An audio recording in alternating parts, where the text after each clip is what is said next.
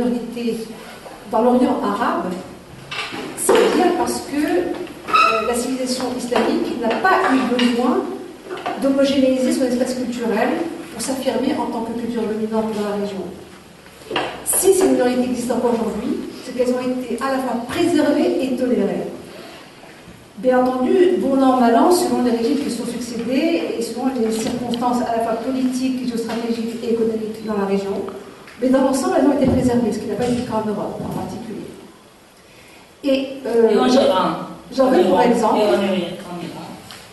veux pour exemple ce qui est très très souvent cité, à savoir la tribu chrétienne qui existait en Irak pendant la conquête du premier calife de l'islam, Omar al-Khattab, qui sont les Banu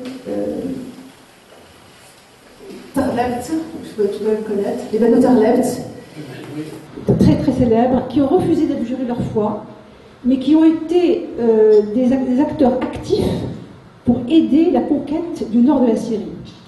Et à cet égard, Omar al-Khattab ne leur a pas fait payer la jizya. À côté de ça, il y avait une autre tribu chrétienne, c'est des Tanours, qui existaient au nord de la Syrie, et qui a tout de suite adhéré à l'islam. Et quelques temps après, ils ont commencé à émigrer vers le Liban, vers le monde dans le Chouf, et ils ont donné les premiers adeptes de la future secte des Druzes. Et donc, M. Souhait Thomas va nous parler du drame qui se passe en Irak, mais il faut considérer qu'historiquement, l'acte inaugural, le drame inaugural qui a introduit ces 40 années de destruction répétée de ce peuple irakien, a été la guerre qu'on a fait faire au peuple irakien avec son voisin iranien, qui a non seulement ruiné les deux pays, alors que c'était deux nations qui étaient en train de devenir des puissances moyennes émergentes dans cette région, et qui commençaient à devenir de potentielles puissances nucléaires, ruiner les deux pays, et surtout consolider une alliance entre les pétromonarchies et Israël, tout en faisant accréditer l'idée qu'il y a une prétention chiite et iranienne sur la région. Premier acte. À la suite de ça, il y a eu la double velléité de Saddam Hussein, qui a voulu à la fois élever le prix du cours du baril du pétrole, parce que justement il était endetté en raison de la précédente guerre qu'il a eue avec l'Iran, et la velléité de récupérer le Koweït, qui est une province qui est normalement rattachée à l'Irak. Et ce double péché a fait qu'il y a eu cette tempête du désert, qui s'en est suivie donc, par ces 10 ans d'embargo qui ont été extrêmement meurtriers. Et après, tout le monde connaît ce fameux épisode de la fiole agitée par Colin Powell en 2003 devant le membre de l'ONU pour expliquer qu'il fallait à tout prix détruire l'Irak. Et à cet égard, on ne comprend pas pourquoi les États-Unis d'Amérique sont partis constituer une coalition aussi importante. Je prétends que ce n'est pas pour le pétrole, parce qu'à l'époque, Saddam Hussein était prêt à laisser exploiter ses ressources pétrolières par les majorités états-uniennes sans aucun problème. On va discuter très longtemps du pourquoi de cette guerre en Irak en 2003. Parce qu'à cette époque, en 2000, en tous les cas, personne ne contestait l'hégémonie états-unienne. Vraiment personne. Et voilà que la première puissance du monde se lance dans une guerre qu'elle veut sans fin, parce que c'est ça la doctrine qui a été développée par les néoconservateurs de l'époque, une guerre sans fin et contre un concept qui n'est qu'un concept qui s'appelle le terrorisme. On ne sait pas de quoi il s'agit. Dès 2008, cette guerre aura coûté aux États-Unis d'Amérique 3 000 milliards de dollars. Et ceci est à rattacher au fait que la structure du pouvoir aux États-Unis, c'est un pouvoir oligarchique qui n'a pas de tradition régalienne. Et c'est une administration qui est écartelée entre, d'une part, une bureaucratie du Pentagone qui est pléthorique, hyper puissante, en contradiction permanente les uns avec les autres au niveau du département. Et d'autre part, la politique étrangère est menée et impulsée par des groupes de pression et des lobbies qui ont parfois des intérêts divergents. Et il n'y a aucune cohérence au fait d'entamer une guerre qui n'a pas de fin. Alors même que, au moins depuis 2008, les États-Unis d'Amérique sont en crise économique absolument avérée et que pour survivre, ils ne font qu'imprimer du dollar, du papier de singe. Et c'est comme ça qu'ils tiennent le monde, et pas pour très longtemps. Si en 2000, ils étaient une puissance incontestée, 14 ans plus tard, et peut-être parce que ça a été initié par la guerre en Irak, leur pouvoir est actuellement vraiment contesté. On voit la montée en puissance au niveau de l'armement de la Russie, bien sûr, qui est encerclée, parce que c'est elle qui est la première menace, et c'est la première cible. Il ne faut pas oublier qu'au niveau du Moyen-Orient, toutes les tensions stratégiques entre les grandes puissances se ressentent là, et ça depuis plus de 100 ans. Et également la Chine qui ne cesse de s'armer, et surtout qui ne cesse de vouloir se débarrasser de ses réserves de monnaie en dollars, en achetant des biens physiques. Et pour accomplir cette guerre sans fin, alors que l'art de la stratégie, c'est de gagner des batailles sans les avoir livrées, pour mener cette guerre, les États-Unis d'Amérique ont développé donc une doctrine qui était celle des croisades, en fait. Ils ont repris, parce qu'ils sont incapables et indigents intellectuellement, c'est ce que je pense profondément, incapables de produire des épopées pour justifier leur conquête du monde. Eh bien, ils s'inspirent de la théorie d'Urban II qui a mené sa première croisade en 1095, agrémentée d'un peu de feuilletons télévisés sans fin, parce que le scénario ne cesse de se poursuivre en prenant quasiment les mêmes acteurs. On a eu Al-Qaïda, et puis ISIS, et puis Daesh, etc., etc. Et nous discuterons de ça tout à l'heure, et je laisse la parole à M. Sabri Tourna. Merci beaucoup. Bonsoir. J'ai besoin de micro ou je peux parler sans micro? Vous m'attendez comme ça? Oui. Ça sera peut-être mieux parce que le micro, ça gêne un petit peu. Alors, ce que mon ami Badira a dit, elle a tracé un petit peu les événements les plus importants depuis la guerre qu'on a connue depuis 91 jusqu'à aujourd'hui. Ça va? Ma voix encore? Non, c'est bon.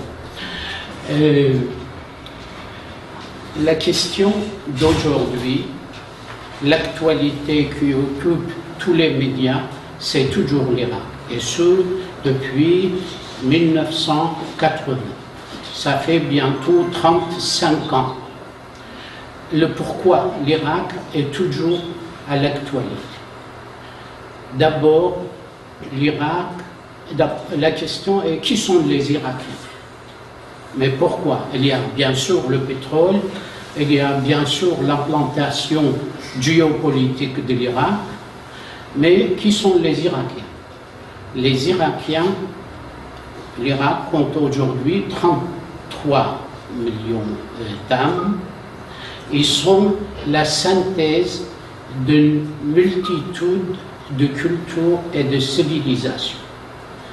L'Irak, qui a été appelé dans le passé la Mésopotamie, a connu plusieurs dynasties. Il y a des dynasties antiques qui sont les Sumériens, implantés au sud de l'Irak, autour de la grande ville d'Uruk, où le premier empire de Sumer, qui est Sargon l'Acadien, le grand Sargon, qui était la première organisation d'un empire que le monde a connu. Il a unifié les 7 États, la Mésopotamie, qui est en même temps la terre d'agriculture, c'est le croissant fertile, où tous les peuples, les civilisations de l'environnement autour de la Méditerranée visaient à s'installer en Irak. Autour, à la fin, à la rencontre de Tigre et l'Euphrate dans le sud de l'Irak, était le lieu d'implantation de première civilisation. Donc les Sumériens au 4e millénaire avant notre ère, au 3e millénaire, l'empire acadien était organisé. Et c'est au milieu du au troisième millénaire que les Sumériens akkadiens ont inventé l'écriture. Si les Sumériens n'avaient pas inventé l'écriture, notre civilisation ne serait pas ce que nous connaissons aujourd'hui. Quelques siècles après, les Akkadiens, ils ont donné au monde le premier texte littéraire écrit, qui est l'épopée de Gilgamesh en 2335. Le premier texte que l'humanité a connu, le premier texte littéraire, c'est l'épopée de Gilgamesh dans la ville d'Uruk, au sud de l'Iran. Et ça, c'était la première dynastie sumérien-akkadien. Il y avait la deuxième dynastie, celle de Babyloniens. L'Irak, de nord au sud, était constitué de cités-États. Et une deuxième dynastie qui a commencé, elle, 1000 ans après la découverte de l'écriture, pour donner à l'humanité le premier code juridique donné dans l'histoire. C'est avec le roi Hammurabi qui a codifié tous les liens d'échange, de relations avec les différentes civilisations. Là, à proximité de Sumer, Akkad et Babylone, il y avait également une civilisation dite élamite dans le sud-ouest de l'Iran, avec la ville de Sousse qui était le centre de la civilisation élamite. Et pour l'échange commercial, diplomatique et les relations entre les deux nations, et puis pour la gestion de la société de l'époque, car la société urbanisée, elle a commencé à s'organiser en métiers et en fonctions, les administrateurs, les artisans, les marchands, les agriculteurs et les bergers. C'est les 5 structures sociales de l'époque que Hammurabi a codifié le droit de chacun. Quel était le droit de l'ouvrier, ce que le patron était obligé de donner son ouvrier, quels étaient les droits de la famille, les droits de l'enfant. Tout cela était codifié à l'époque du roi Hammurabi, 1500 ans avant notre ère. Et puis, il y a eu Assur-Banipal qui a fait de Tour de Babel une merveille dans la construction, dans l'organisation et dans l'urbanisation. Et la troisième dynastie qui était celle d'Assur à Ninive, dans l'autre grande cité-État, dans le nord de l'Irak, qui est la ville de Mossoul d'aujourd'hui. Mossoul, c'est l'ancienne Ninive, c'est la ville de Sémiramis, c'est dans cette ville que Assur-Banipal a créé la première bibliothèque qui contenait 22 000 tablettes. C'est les tablettes d'argile sur lesquelles on écrivait lorsqu'on a découvert l'écriture. Et Assur-Banipal, il a donné la première bibliothèque au monde. Ça, ce sont les civilisations, les dynasties antiques de l'Irak. Et la population qui vivait dans cette contrée, c'était les Sumériens, les Babyloniens, les Assuriens, qui sont les descendants de ces dynasties. Et puis l'Irak a connu, après ça, il y a eu l'événement du christianisme. Et les chrétiens, premiers chrétiens qui sont partis de la Palestine pour aller prêcher le christianisme, ils sont allés en Mésopotamie et la population irakienne s'est convertie, une grande partie d'entre eux qui se sont convertis au christianisme parce que c'était plus facile pour eux. Ils ont trouvé dans le christianisme l'idée de l'unicité de Dieu. L'unicité de Dieu qui était plus confortable, plus rassurant pour cette population que ce qui existait avant, car il y avait une multitude de divinités. Les Irakiens anciens, ils croyaient dans les astres, et particulièrement, il y avait la déesse Ishtar qui représentait la fertilité, la terre qui donnait naissance à la vie, avec le roi Anu qui était le roi de la puissance.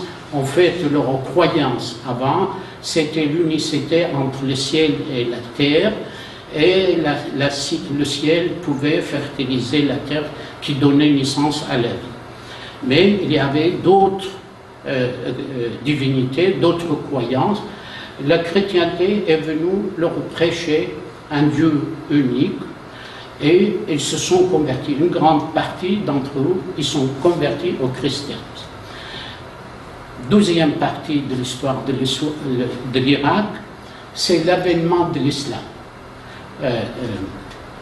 Badia a dit qu'il y avait des chrétiens qui se sont convertis à l'islam lors de la conquête.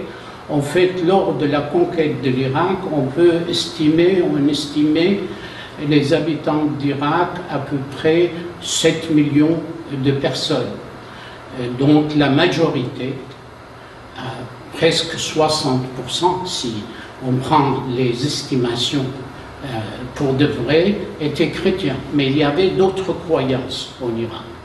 Il y avait les Perses qui étaient là, il y avait des croyances, des religions qu'ils avaient emprunté beaucoup de pratiques de zoroastrisme. Le zoroastrisme, c'est la croyance des Perses anciens, et qu'il y a des représentants de ces civilisations jusqu'à maintenant en Irak. Je suppose que vous avez entendu parler des Yazidis, qu'avait ce conflit, personne ne savait ce que c'était les Yazidis. Aujourd'hui, on vous explique qu'il y a un peuple, une religion, une communauté persécutée. Or, c'est un peuple qui représente une culture d'il y a 5-6 000 ans. Et leur pratique religieuse était empruntée de pratiques religieuses de zoroastrisme jusqu'à maintenant.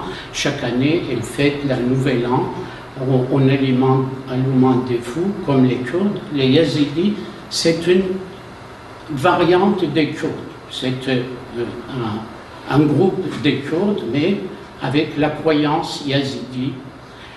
Et puis, il y avait dans le sud de l'Irak, à côté de Orok, à Surban, il y avait également des personnes qui s'étaient converties, où ils prennent comme prophète Jean-Baptiste. Jean-Baptiste qui a baptisé le Christ dans le fleuve de Jourdain. Sa communauté, une partie de sa communauté s'était installée dans le sud de l'Irak, et il reste encore de cette population, pas beaucoup malheureusement. Depuis l'occupation de l'Irak, la guerre a fait fuir les Sabéens, qui sont les adeptes de Jean-Baptiste, qui se trouvent dans le sud, toujours à la frontière irako-iranienne. Cette communauté existe dans le sud de l'Irak et dans le sud-ouest de l'Iran. Il y a actuellement dans le Khuzestan iranien à peu près 12% de la population, ce sont ces Sabéens qui, leur croyance remonte à Jean-Baptiste. Lorsque l'islam est arrivé, il y avait 3 États chrétiens arabes, parce que les habitants de l'Irak, ce n'étaient pas des Arabes. Les Arabes qui sont venus de l'Arabie. Il y avait des tribus arabes un petit peu à la limite du sud de l'Irak et en Arabie, mais les habitants de l'Irak, c'était des Assyro-Chaldiens qui s'appellent les Assyro-Chaldiens. Les Assyro-Chaldiens, ce sont les descendants des Babyloniens et des Assyriens de Babylone. C'était la majorité de population. Mais il y avait 3 royaumes chrétiens arabes. L'un était au sud de l'Irak, à côté des marais au sud de l'Irak, Misal, Omara. Le 12e État arabe chrétien, c'était à Tikrit, la ville natale de l'ancien président irakien, c'était un État chrétien, la Tikrit. Et puis le 3e État chrétien, c'était à Sinjar, là où il y a le massacre des Yazidis, à Sinjar.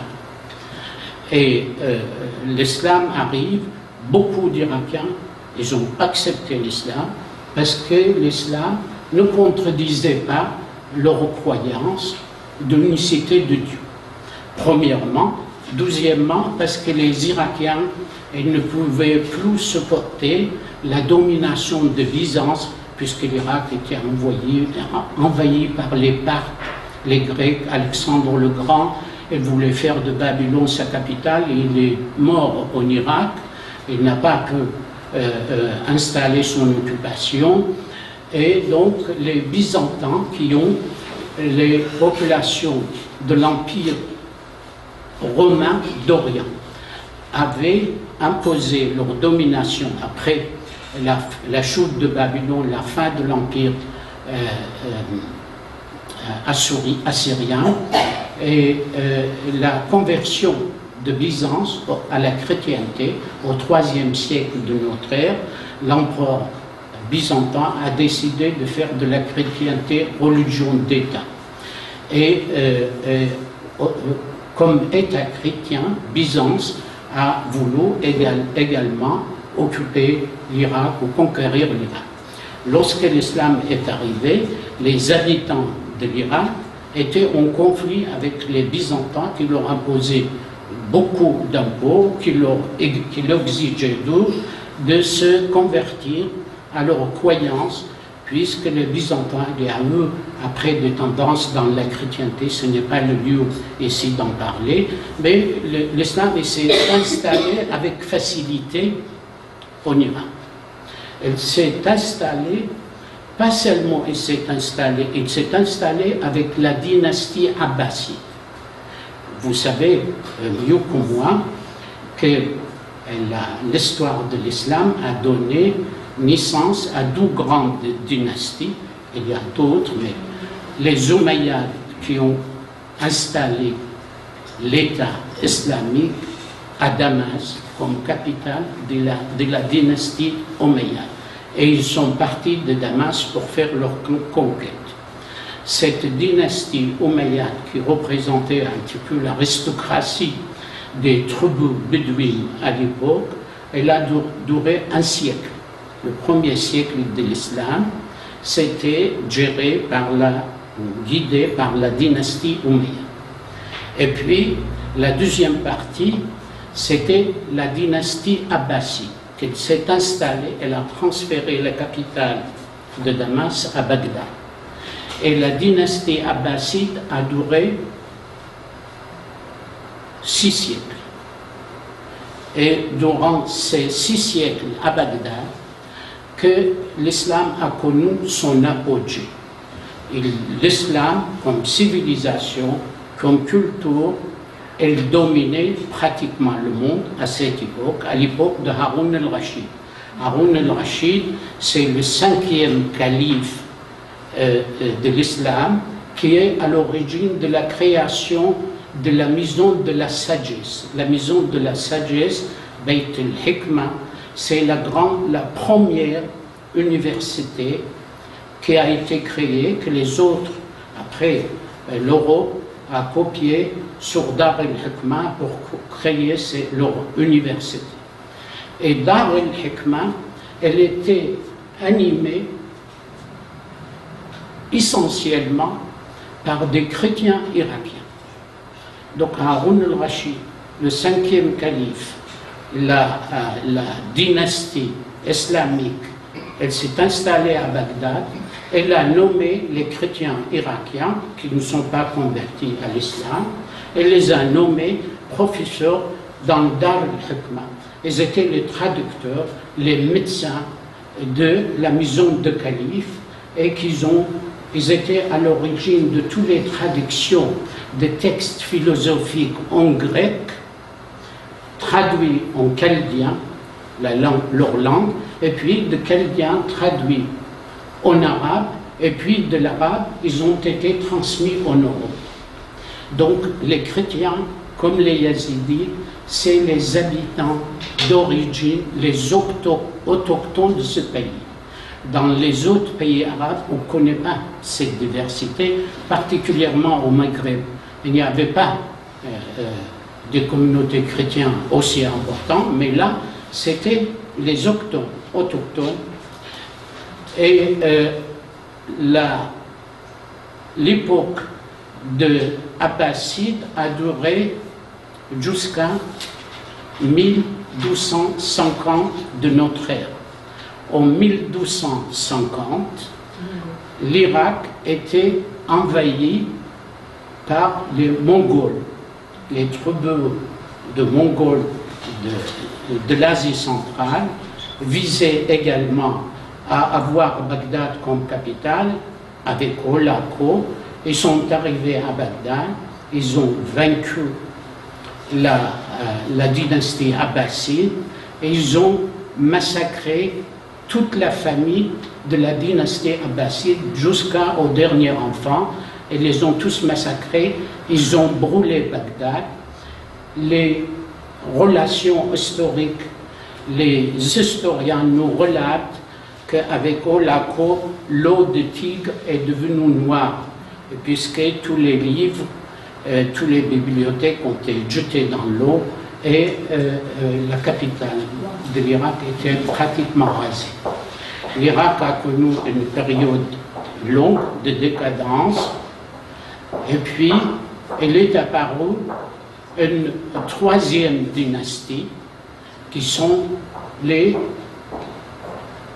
Turcs Seldjoukides étaient rentrés dans l'armée de l'Empire abbasside, ils sont devenus militaires, chefs d'armée, et c'est cette dynastie d'origine turque qui est devenue par la suite la dynastie de Ottoman, a réinstallé la troisième dynastie musulmane en Irak qui est l'Empire, le califat ottoman.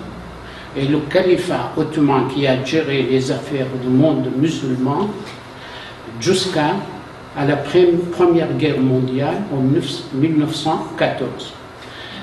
Je n'ai pas beaucoup détaillé parce que c'est très fatigant pour tout le monde, mais l'Irak a connu dans son histoire 13 invasions qui représentent les grandes civilisations du monde. Et toutes ces invasions, ils ont laissé des couches. Et la synthèse de toutes ces populations, ça a donné les Irakiens d'aujourd'hui. Et malheureusement pour nous et pour tout le monde, que les Yazidis, les chrétiens et les autres communautés, ils se font massacrer, qui appartient au patrimoine de l'humanité.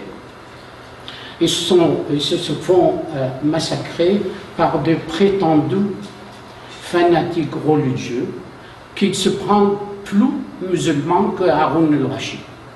Comment les califes abbassides ont su traiter avec les habitants de ce pays et qu'ils les ont préservés jusqu'à maintenant, et que maintenant on déclenche le massacre de cette population.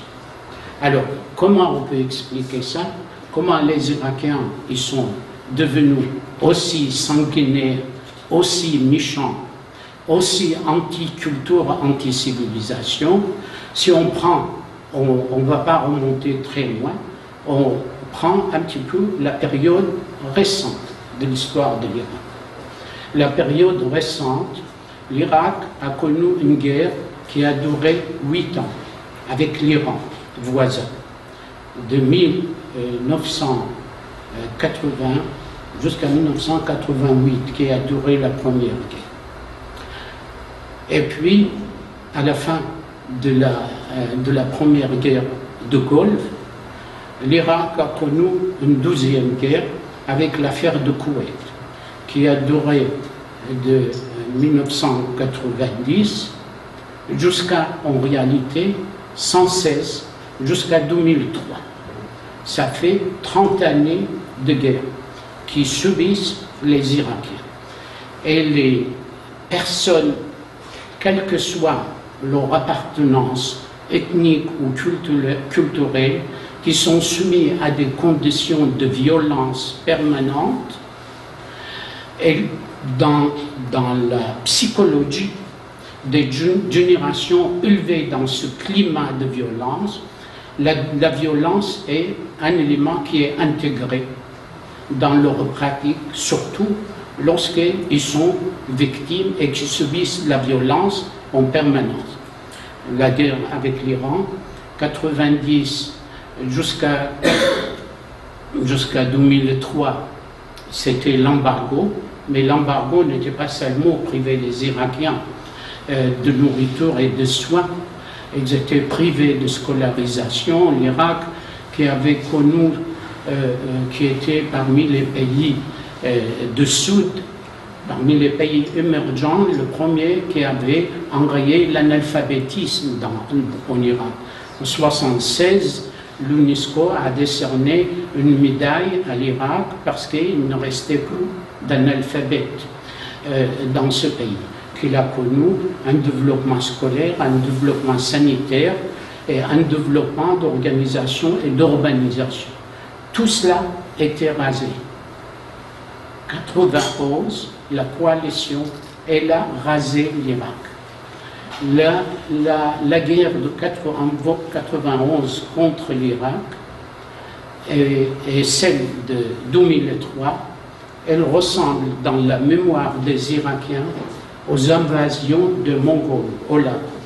Il avait fait exactement la même chose.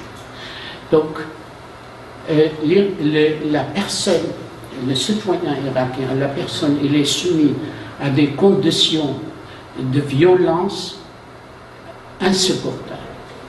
Ce n'est pas étonnant qu'il accepte des thèses très extrémistes. Une population ainsi soumise à des conditions insupportables. En 2003,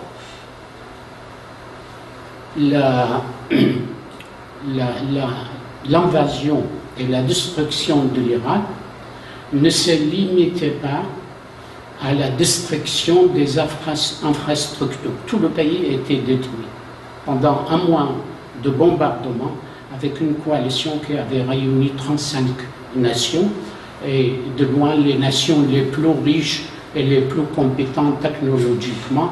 Ils ont détruit tout le pays. Mais le plus grave, c'est que la coalition a détruit le tissu social irakien. Les liens entre les Irakiens étaient totalement anéantis. Et puisque la guerre de 91 jusqu'à 2003, Saddam il est resté au pouvoir.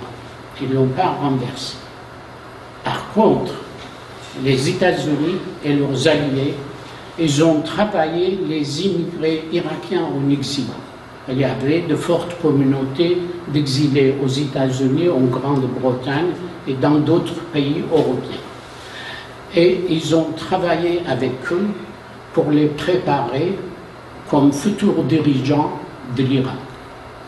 Et parmi ces exilés que George Bush a recrutés, les futurs dirigeants de l'Irak, que d'ailleurs, lorsqu'ils ont attaqué l'Irak, les ont ramenés avec eux et ils les ont installés à la tête de l'État irakien. Mais pour préparer ces futurs dirigeants de l'Irak, ces immigrés, il fallait les former et les rendre dociles et fidèles à l'occupant. Parce que les Américains, ils ont médité longtemps avant d'aller envahir l'Irak, avec qui on va travailler. Il fallait qu'ils trouvent une base sociale sur laquelle il faut s'appuyer. Leur crainte principale, la crainte des Irakiens, c'était d'être confrontés à une résistance irakienne. Pourquoi? Parce qu'ils savaient que lorsque l'Irak était occupé lors de la Première Guerre mondiale, en 1914, les Irakiens avaient déclenché une résistance qui a obligé les Britanniques, après avoir perdu 20 000 hommes, de quitter le pays. Et donc, les militaires anglo-américains connaissaient la nature de la population irakienne et disaient, bon, on va là-bas, on va casser, on va détruire, mais pour s'installer, gouverner, nous avons besoin des alliés. Et pour trouver des alliés, ben, ils ont recours à ce que normalement les colonialistes pratiquent, diviser la population pour pouvoir régner. Et pour pouvoir diviser la population irakienne, ils ont travaillé avec les opposants chiites en disant, vous, la communauté chiite, vous représentez la majorité de population, vous êtes opprimés par Saddam Hussein, donc vous êtes opprimés par les sunnites. Et ils ont travaillé ces personnes au point qu'ils ont accepté la thèse que les sunnites, leurs compatriotes sunnites, c'était leurs tortionnaires. Et ils ont installé ces immigrés pro-américains au pouvoir, qu'ils ont entretenu de tout naturellement une politique confessionnelle, où les chiites opprimés d'avant, ils viennent s'installer au pouvoir, ils voient la communauté sunnite comme leur ennemi, leur oppresseur, et ils ont pratiqué, notamment le dernier Premier ministre, Al-Maliki, qui a gouverné le pays pendant 8 ans, 10 ans. Il a pratiqué une politique confessionnelle détestable qui a conduit le pays à ce qu'il est aujourd'hui. Il a refusé d'intégrer les sunnites dans le pouvoir. Il les a maltraités, persécutés, et naturellement de tout cela, il y a eu l'avènement d'un conflit sanguinaire, un conflit mortuaire entre la communauté chiite et la communauté sunnite. Les sunnites qui essayaient d'avoir que l'État ou le pouvoir irakien accepte leurs droits, ils ont procédé par diverses manières de revendiquer leurs droits. Ils ont commencé en 2013 des manifestations pacifiques qui ont duré pendant 1 an, avec sitting dans les grandes villes de l'Irak, mais le gouvernement de Maliki ne voulait pas en entendre parler.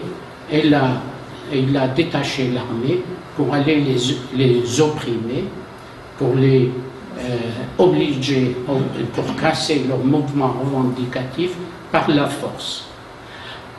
Dans ce contexte, le dit État islamique, qui est une section d'Al-Qaïda, qui ouvrait en Syrie, elle avait commencé à ouvrir en Irak dans les années 2004-2005.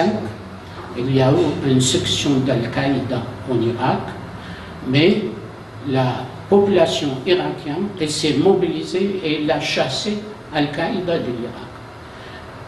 Et lorsqu'elle a commencé à exister et à mener des actions en Syrie, Al-Qaïda, elle a dit c'est l'occasion, Maliki est en train de bombarder les sunnites, elle prêche un discours confessionnel pro-sunnite. Ils ont envoyé leurs éléments armés dans la zone ouest de l'Irak, dans l'Anbar, là où il y avait les manifestants. Les éléments armés, ils sont venus pour dire nous, on défend les sunnites. Et puis, c'est ainsi qu'ils sont relayés ville en ville, de Fallujah jusqu'à Mossoul, qui sont les grandes villes habitées par la communauté sunnite. Et c'est ainsi qu'Al-Qaïda a su pénétrer en Irak de nouveau. Et en arrivant à Mossoul, donc, Al-Baghdadi, qui est le chef de ce mouvement, elle s'est proclamée califat.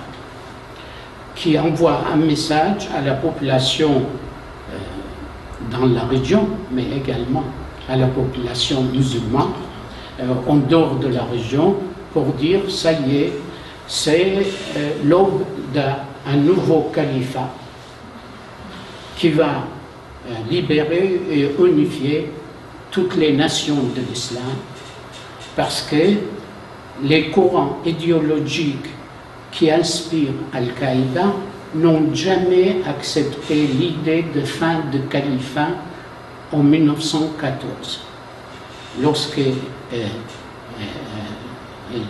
l'Empire ottoman était vaincu, on avait partagé les territoires de l'Empire ottoman, et puis les colonialistes occidentaux, les Anglais, Français, ils ont occupé la région, et avec le fameux traité, les accords de Sykes-Picot en 1916, qui ont été concoctés entre le ministre des Affaires étrangères français et britannique pour faire la tracée des frontières dans l'ancien territoire de l'Empire ottoman, qu'on l'a partagé en divers États et principautés en fonction des intérêts qui représentaient essentiellement pour la Grande-Bretagne, puisque la Grande-Bretagne, elle était un pays où il avait une marine qui avait besoin d'une énergie autre que le charbon. C'est une civilisation maritime. Toute la puissance britannique, elle s'appuyait sur ses flottes et sur le bateau. Et que jusqu'à la découverte de pétrole, les Britanniques utilisaient le charbon comme énergie pour leur bateau. La découverte de pétrole leur a donné d'autres matières énergétiques et qui nécessitaient ou qui valaient une guerre. La Première Guerre mondiale, en dehors de tout ce qu'on a dit, il y avait un facteur essentiel déjà, c'était le pétrole irakien.